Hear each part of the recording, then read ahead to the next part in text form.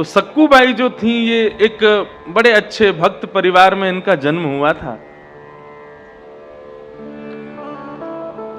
भक्त परिवार किसे कहते हैं? जिस परिवार के बच्चों की आंखें शंखनाद सुनकर के, घंटे घड़ियाल सुनकर के, जिस घर के बच्चे जगते हों, उसको समझो वो भक्त परिवार। जहां के बच्चे फिल्मी गाने सुनकर के उठते हों, सुबह माता पिता की गालियां सुनकर के उठ रहे हों, वो भक्त परिवार नहीं है। भक्त परिवार तो वही है जहां पर ठाकुर जी का कीर्तन हो रहा हो, शंख बज रहे हों, घंटे घड़ियाल बज रहे हों सुबह, और उनको सुनकर के जहां के बच्चों की आंखें खुलती हों, वो भक्त परिवार। तो सक्कूबाई जो थी वो भक्त परिवार में उनका जन्म हुआ था।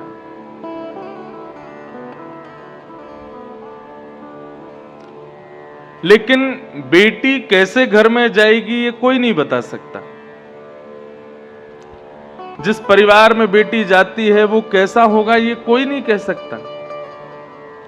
कहो तो ब्याह होने से पहले जिस घर में गई थी वो बिल्कुल कुछ था ही नहीं उनके पास, और या फिर ऐसा भी हो सकता है कि जिस घर में वो गई तो वहां जाकर के धन धान्य से भर दिया। थोड़ा बच्चों को शांत रखें माताएं, थोड़ा कथा में आगे वाले बच्चों से ज्यादा डिस्टर्ब होता है, थोड़ा देख लो अगर शांत हो जाएं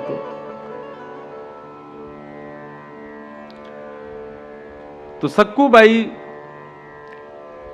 अपने परिवार के विपरीत घर में गई। उनका विवाह एक ऐसे खानदान में हुआ जो भक्ष भक्ष खाते थे, भक्ति से दूर दूर तक उनका कोई संबंध नहीं था।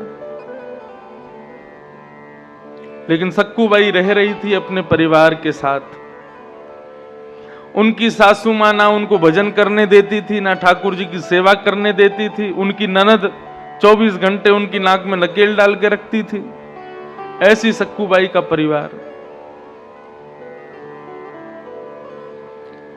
लेकिन सक्कूबाई नित्य ठाकुर जी का स्मरण मन ही मन करती थी। भक्तमाल में अंतर्निष्ठ भक्तों की कथाएं बताई गई। भक्ति जरूर नहीं है, जब तक प्रकट करके नहीं करोगे तब तक भक्ति नहीं होगी, ऐसा जरूरी नहीं है। भक्ति आप अपने हृदय में भी कर सकते हो। आपके बगल वाले को भी नहीं पता होगा कि आप मन ही मन में भक्ति कर रहे हो, ऐसी भक्ति भी विशेष होती है। इसको अंतर्निष्ठ भक्ति कहते हैं और वो ज्यादा विशेष मानी जाती। तो सक्कूबाई अपने अंदर ही अंदर भक्ति करती थी ठाकुर जी से। एकांत में जब उसको भोजन पानी बनाने से फुर्सत मिलती थी तो एकांत में बैठ जाती थी, नेत्र बंद करके हृदय में ही ठाकुर जी का बढ़िया सुंदर मंदिर बना के ठाकुर जी को विराजमान करती, उनके सामने कीर्तन गाती, नृत्य करती मन ही मन में। एक दिन सक्कूबाई अपने घर के झूठे बर्तनों को मांज रही थी, तभी उस नगर में भागवत की कथा हुई। तो भागवत जी की शोभा यात्रा, जैसे यहां पहले दिन आप लोग भयंकर गर्मी में नंगे पांव चल के आए, 2-3 माताएं बेहोश हो गईं, कई इनके पांव में छाले पड़ गए, ऐसी शोभा यात्रा निकाली महाराज। 2 दिन तक तो माताएं आई ही नहीं कथा में। बोले 2 दिन का कोटा यही हो गया शोभा यात्रा में। कथा उस दिन 5:30-6 बजे शुरू हुई थी शायद। तो मेरे मन में भाव आया कि अगर ये शोभा यात्रा दोपहर में हो जाती 4 बजे से, 1 घंटे में सब यहां आ जाते, फिर कथा सुनते सीधे, तो ज्यादा कष्ट नहीं होता। कोई बात, अगली बार कभी आएंगे तो दोपहर में नहीं करवाएंगे। हमें नहीं पता था मध्य प्रदेश के लोग नंगे पांव शोभा यात्रा, वैसे नियम तो यही है, शोभा यात्रा में नंगे पांव जावें, पादुका ना पहने। बड़े शहरों में कथाएं करते हैं, वहां तो कोई ध्यान देती नहीं माताएं। लेकिन अच्छा है, ठाकुर जी की सेवा में जब कष्ट मिलता है ना शरीर को, तो वो कष्ट नहीं होता। जीवन में जो कष्ट आने वाले होंगे ना, जैसे कोई विपत्ति घर पर आने वाली है या तुम्हारे जीवन में कोई कष्ट आने वाला है, यदि तुमने ठाकुर जी की सेवा में कोई कष्ट सह लिया तो आगामी कष्ट जो होंगे वो सब कट जाते हैं, सब नष्ट हो जाते हैं। तो सक्कूबाई बर्तन मांज रही थी, तभी बाहर गली में से जो है शोभा यात्रा जा रही थी। श्री कृष्ण गोविंद हरे मुरारे, हे नाथ नारायण वासुदेव कीर्तन करते हुए लोग जा रहे थे। सक्कूबाई के मन में आया, मेरे नगर में कथा होने वाली है, शोभा यात्रा जा रही है, यदि मैं भी इस शोभा यात्रा में पहुंच जाऊं तो आनंद आ जाएगा। अपनी सास के पास गई। सास किसे कहते हैं? जिसके मारे सांस भी ना ली जाए, वही सास है। जो सांस लेने दे बहू को वो सास नहीं, वो मां है। और जो सांस ना लेने दे वही सास है। ननद, ननद कौन है? ननंदयति, जो बहू के सारे आनंदों को छीन ले वो ननद है। और जो आनंदों को ना छीने वो बहन है। यदि घर की बहू अपनी सास से ऐसे मिलवावे कि ये मेरी सासू माँ है, तो समझो कि हाँ वो सास ही है। और वो कहे नहीं ये मेरी माँ है, ये ना कहे सासू माँ है, तो समझो कि हाँ ये प्रेम करती होंगी, तभी माँ बोला। कहे ये मेरी ननद है, तो ननद कहे तो मतलब कोई कष्ट देती होगी इसलिए ननद। कहे नहीं मेरी बहन है, तो समझो कि हाँ उससे प्रेम करती। लेकिन सक्कूबाई की सास और ननद दोनों बिल्कुल वैसी ही थीं। सास और ननद ही थीं। बहुत कष्ट देती थी सक्कूबाई को, मारती भी थी, पीटती भी थी, गालियां भी देती थी, उनको मायके नहीं जाने देती थी। और वो जाती थी तो एक दो दिन में ही उनको ले आती थी वापस। सक्कूबाई लेकिन इसी आश में थी कभी तो दिन आएगा कि सब ठीक हो जाएगा, सब अच्छा हो जाएगा। सक्कूबाई बर्तन धो रही थी, शोभा यात्रा की ध्वनि सुनी तो अपनी सास के पास गई और बोली, माँ मैंने सब घर के काम कर दिए, अब कोई काम बाकी रह नहीं गया, आपकी यदि आज्ञा हो तो पास में कथा शुरू होने वाली है, मैं कथा में चली जाऊं। अब तो उसकी सास बोली, तू जाके तो दिखा, तेरी टांगे नहीं तोड़ दूं। कथा सुनने जाएगी? अरे घर के और भी काम है, ऊपर के मंजिल पे सफाई करनी है, गंदे कपड़े धोने हैं, और ये करना वो करना, दुनिया भर के काम बहाने बता दिए। चुपचाप बैठी रहे, कोई कथा उथा में नहीं जाना है। सक्कूबाई बोली, इतने साल हो गए मैंने कभी कुछ नहीं कहा, एक बार जाने दो ना। सास ने उठाया डंडा, तू अगर जिद करेगी तो अभी देख तेरी धुनाई कर दूंगी मैं, चुपचाप बैठ जा। सक्कूबाई रसोई घर में आ गई और रोने लगी, ठाकुर जी को कोसने लगी, मेरी सास बुरी नहीं है, मेरी ननद बुरी नहीं है, मेरा ससुराल बुरा नहीं, बुरे आप हो। क्योंकि मैंने संतों से सुना है कि आपकी कृपा के बिना कोई कथा में आ नहीं सकता। आप शायद चाहते नहीं हो कि मैं कथा सुनूं, इसीलिए मैं कथा में आ नहीं पा रही हूं। यदि आप चाहो तो मेरी सास की बुद्धि बदल जाए, मेरी ननद की बुद्धि फिर जाए, मेरे पति अच्छे हो जाएं, लेकिन आप चाहते नहीं हो, इसलिए सब बिगड़ रहा है, आप ही बुरे हो। ऐसा कह के रोने लगी, रुदन करने लगी सक्कूबाई। तो ठाकुर जी से अपने भक्तों का रुदन नहीं देखा जाता। भक्त गुस्सा हो जाए, क्रोध कर ले, सुना दे, कुछ भी करे, सब सहते हैं ठाकुर जी। लेकिन भक्त जब ठाकुर जी के सन्मुख रोता है ना, ठाकुर जी से वो नहीं देखा जाता।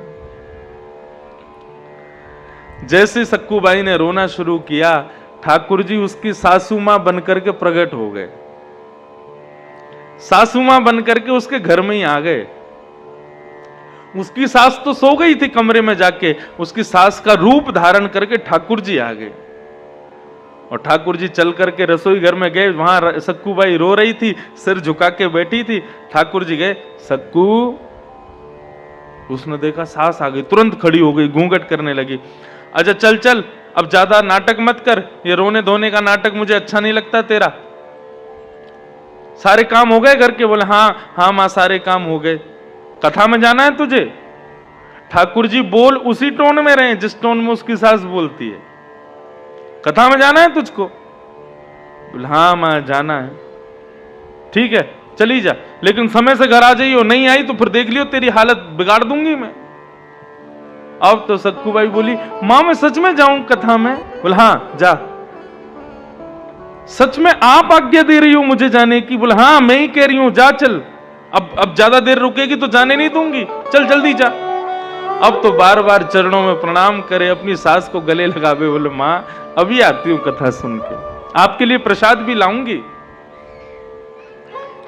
सक्कूबाई कथा में गई और कथा सुनने लगी, प्रेम और भाव से आनंद करने लगी, और वहां से भागवत जी से बस यही प्रार्थना करके आई, हे भागवत, हे कृष्ण स्वरूप भागवत, आप मुझ पर कृपा करो, मेरी सास की मति बदल जाए, मेरी ननद अच्छी हो जाए। वो अच्छे हैं, बस उनको आपका बोध नहीं है, वो आपके बारे में जानते नहीं है, वो आपको जान जाएं, समझ जाएं, ऐसी कृपा कर दो। प्रसाद लेकर के घर आई तो ठाकुर जी तो अंतर ध्यान हो गए थे, असली सासू मां गेट पे बैठी थी। सक्कूबाई जैसे ही अंदर आई तो अंदर आकर के अपनी सास के पांव छुए, माँ आज कथा बहुत अच्छी हुई, व्यास जी ने ऐसी ऐसी बातें बताई, इतना सुंदर कीर्तन सुनाया, ऐसा भजन सुनाया, मेरे मन का एक संशय था व्यास जी ने कथा में दूर कर दिया, ऐसी अच्छी कथा हुई, मैं तो खूब नाची, खूब आनंद किया, खूब नाम गाया, आपके लिए प्रसाद लाई हूं। सक्कू ने जैसी नजर उठा के देखा तो आंखें लाल, ताम्रवर्ण चेहरा का, और डंडा लेकर के सास ने मारना शुरू किया। किससे पूछ के गई थी तू? सक्कूबाई बोली आप ऐसे तो मत कहो ना, आपने ही तो कहा था तू चली जा। मैंने कब कहा था? झूठ बोलती है।